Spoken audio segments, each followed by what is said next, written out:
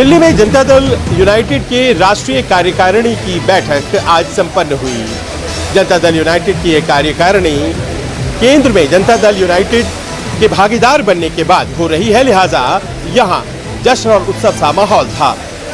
इस बैठक में देश भर में जो जनता दल यूनाइटेड है उनके नेता पहुंचे हुए थे और राजनीतिक प्रस्ताव जो पारित हुआ उसमें कई बड़े फैसले लिए गए।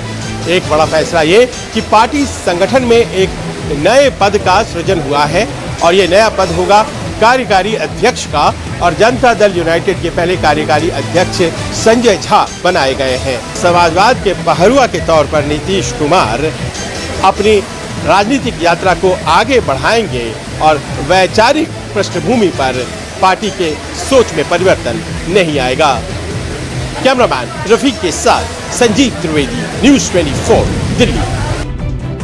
दिल्ली के मुख्यमंत्री अरविंद केजरीवाल की गिरफ्तारी को लेकर आज आम आदमी पार्टी ने 22 राज्यों में यानी देश भर में देशव्यापी एक प्रदर्शन किया। वजह साफ थी, गिरफ्तारी की है, रिहाई करो, और यही वजह थी कि तमाम कार्यकर्ता आज अलग अलग जगहों पर बीजेपी मुख्यालय पहुंचना चाहते थे। सिर्फ एक मांग थी कि जल्द रिहाई की जाए, क्योंकि जिस तरीके से बेल मिला, गिरफ्तारी हुई, कहीं ना कहीं राजनीति से प्रेरित है, इस तरीके के आरोप लगते रहे। लेकिन जो तस्वीरें थी, पुलिस कार्यकर्ताओं के बीच कुछ नोकझोंक भी देखी गई, लेकिन तस्वीरें यही थी कि तमाम कार्यकर्ता देश के अलग अलग हिस्सों में उन तमाम मांगों को उठाते हुए, क्योंकि जिस तरीके से ईडी सीबीआई पर आरोप लगा, जो गिरफ्तारी हुई है बेल मिलने के बाद, कई ऐसे आरोप थे। जो तस्वीरें थी कि आज देशव्यापी आंदोलन करना है, प्रदर्शन करना है, बीजेपी मुख्यालय पहुंचना है, सरकार पर जिस तरीके के आरोप लग रहे हैं कि राजनीति से प्रेरित होकर इस तरीके का दुरुपयोग ईडी और सीबीआई का हो रहा है, तमाम ये आरोप थे। तमाम कार्यकर्ताओं ने जिस तरीके से एक मुखर आवाज में तमाम वो बातें रखी और सीधे तौर पर कहा कि जल्द ही उनके नेता को रिहाई किया जाए, नहीं तो ये प्रदर्शन जो आज था, ये प्रदर्शन आगे भी जारी रहेगा। कैमरामैन संजय सिंह के साथ राहुल प्रकाश, न्यूज़ 24 दिल्ली।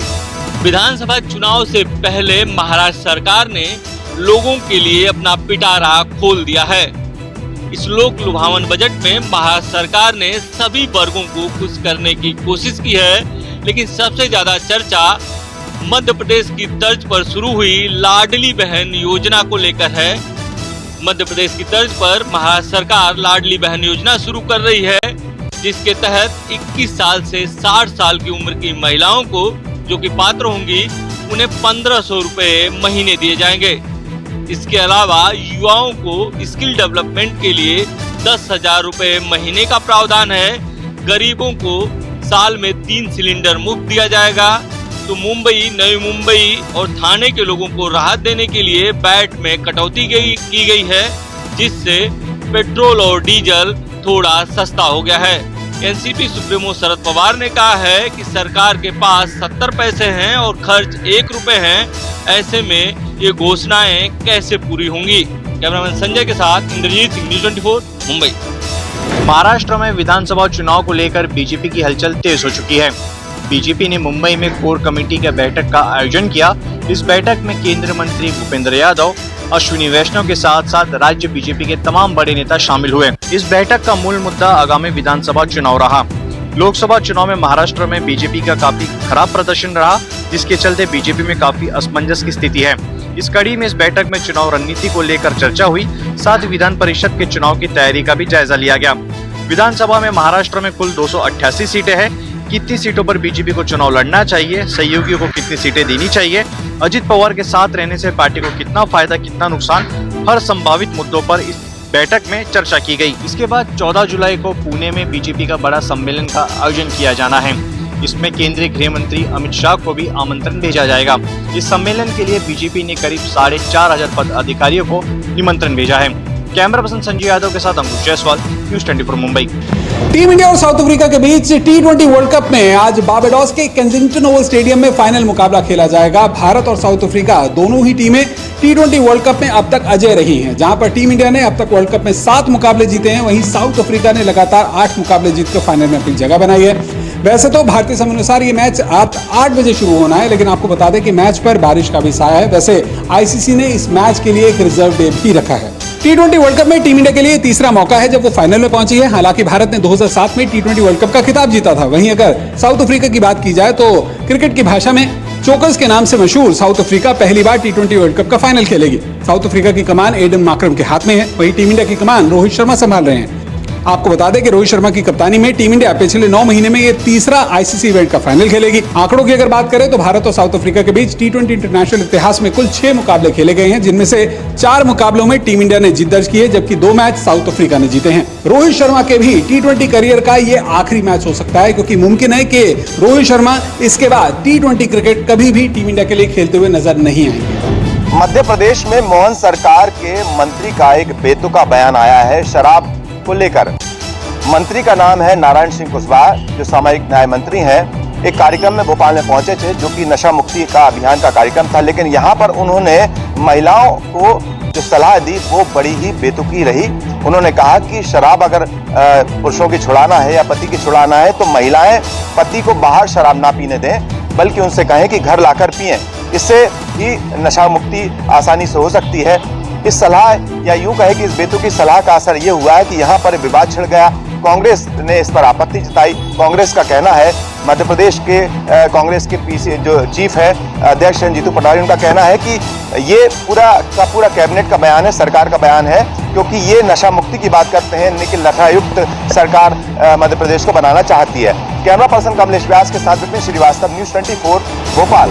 राजस्थान में भजनलाल सरकार के शिक्षा मंत्री मदन दिलावर के आदिवासियों को लेकर दिए बयान के लेकर अब विरोध तेज हो गया है।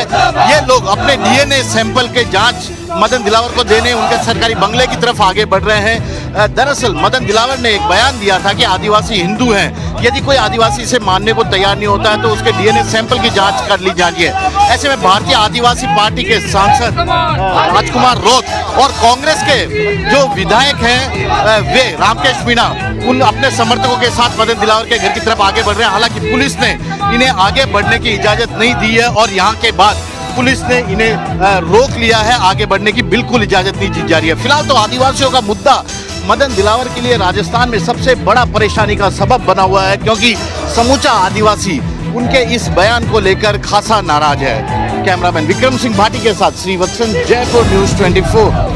जमीनी सतह से 13,000 फीट की ऊंचाई पर पवित्र गुफा के कपाट खुलने के साथ ही बाबा बर्फानी की अमरनाथ यात्रा की पारंपरिक शुरुआत आज कश्मीर घाटी में शुरू हो गई है। ये वार्षिक यात्रा हर वर्ष इसी प्रकार से जोश के साथ की जाती है और इस वर्ष की कड़ी सुरक्षा और यात्रियों के काफी उत्साह के साथ इस अमरनाथ यात्रा की शुरुआत हुई और पहले ही यात्रा के दिन करीब 15,000 लोग बालतल बेस कैंप और नुनवन बेस कैंप से पवित्र गुफा की तरफ रवाना हो गए। यात्रियों ने पैदल मार्च शुरू किया तो कई यात्री घोड़े पर या पालकी में बैठकर यात्रा करते नजर आए और कई जो यात्री है वो हेलीकॉप्टर की मदद से पवित्र गुफा से पहले पंचतरनी तक पहुंचने के बाद वहां से पैदल यात्रा करते दिखे। कैमरामैन शीट के साथ आशिफ साहब, पहलगाम, न्यूज़ 24। राजकोट से एक बड़ी खबर आ रही है, जिसमें राजकोट के एयरपोर्ट पर भी दिल्ली एयरपोर्ट जैसी ही दुर्घटना सामने आई है, जिसमें पिकअप पॉइंट पर जो कैनोपी लगी थी वो भरभरा कर गिर पड़ी। गनीमत रही कि इस हादसे में कोई हताहत नहीं हुआ। पीएम मोदी ने जुलाई 2023 में राजकोट एयरपोर्ट के नए टर्मिनल भवन का लोकार्पण किया था। इस एयरपोर्ट का 1400 करोड़ से ज्यादा की लागत से विस्तार हुआ था।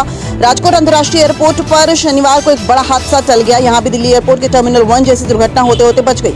हीराहर स्थित इंटरनेशनल एयरपोर्ट पर टर्मिनल के बाहर पैसेंजर पिकअप ड्रॉप एरिया में ऊपर लगी कैनोपी ढह गई।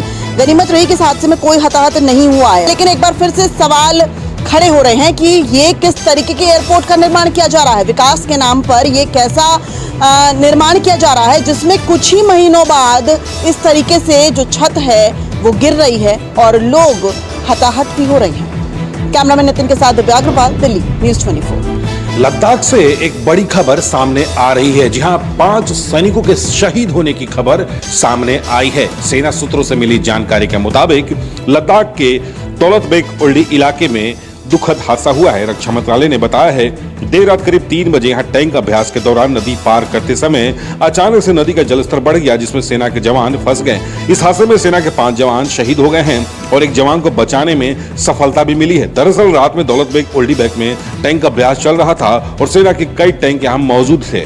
इस दौरान एलएसी के पास एक T-72 टैंक द्वारा रात में नदी कैसे पार की जाती है इसका अभ्यास चल रहा था। रक्षा अधिकारी के मुताबिक कल शाम दौलत बेग ओल्डी इलाके में नदी पार करते के दौरान यह हादसा हुआ। एक जीओसी समेत 4 जवान समेत भारतीय सेना के 5 जवान शहीद हो गए हैं। सभी 5 को शव बरामद कर लिए गए हैं। टैंक की बरामदगी की भी कोशिश चल रही है। वहीं रक्षा मंत्री राजनाथ सिंह ने एक बयान जारी करके कहा है कि लद्दाख में एक नदी के पार करते हुए टैंक ले जाते समय यह दुर्भाग्यपूर्ण घटना हुई है और दुख के इस घड़ी में पूरा रक्षा मंत्रालय शहीद परिवारों के साथ है और उन्हें हर संभव मदद दी जाएगी। कैमरा पर्सन सुनील के साथ पवन मिश्रा, न्यूज़ 24 दिल्ली। प्रचंड गर्मी में जहां लोग मानसून की दुहाई दे रहे थे कि बारिश आए, बारिश आते ही सार लोगों के ऊपर आफत भी टूट पड़ी। कल जिस तरीके से आपने देखा राजधानी दिल्ली में जगह जगह पानी का जल भराव हो गया और लोगों को अच्छी खासी परेशानी का सामना करना पड़ा। वहीं आज सुबह बताया जा रहा है कि 4 साढ़े 4 बजे बसंत विहार के बी ब्लॉक में एक निर्माणाधीन जो बिल्डिंग थी वो यहाँ पर जो मजदूर सोए हुए थे तो बारिश की वजह से जो मलबा था, जो मिट्टी थी, जो बेसमेंट खुदी हुई थी वो बेसमेंट में सोए हुए थे और बारिश की वजह से सारा का सारा मलबा जो है वो उनके ऊपर जाकर जा गिरा। सारी मिट्टी के अंदर वो 3 लोग बताया जा रहा है दब गए। हालांकि एनडीआरएफ दिल्ली पुलिस मौके पे पहुंच गई और एनडीआरएफ की जो टीम है उन्होंने रेस्क्यू ऑपरेशन चलाया और तीनों की बॉडी को जो है तीनों जो लोग थे उनको रेस्क्यू करा लिया गया। तीनों को बचाया नहीं जा सका क्योंकि तीनों की मौत हो गई। कैमरामैन नितिन के साथ में न्यूज़ 24 दिल्ली।